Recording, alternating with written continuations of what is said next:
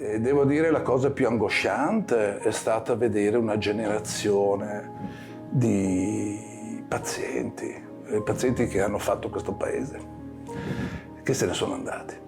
Un video toccante che ha ripercorso gli ultimi 2 anni, dal dramma iniziale di una pandemia che si è abbattuta come uno tsunami sugli ospedali, alla campagna vaccinale, alla fase odierna di convivenza con un virus che comunque nei primi 3 mesi del 2022 ha mandato in terapia intensiva a Treviso 137 persone ed un sistema sanitario che si sta riorganizzando. L'organizzazione territoriale è stata compensata nel periodo della pandemia con l'utilizzo di medici USCA. Oggi dobbiamo riprendere un po' questo filo di Arianna con la medicina in famiglia e cercare in qualche modo di fare una rete stretta.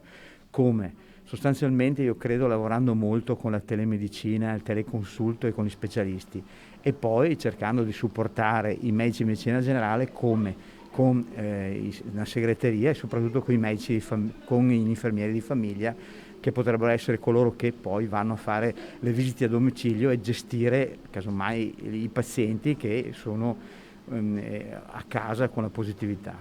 La Regione del Veneto ha provveduto alla prima stesura del piano pandemico 2021-2023 che sarà continuamente aggiornato. Riusciremo, spero, ad avere tutte le componenti pronte ad affrontare eventuali altre pandemie, ma le sfide sicuramente non sono finite. Io come prevenzione spero che ci sia un rafforzamento anche della prevenzione, perché se non rafforziamo la prevenzione non ci saranno ospedali a sufficienza per poter curare.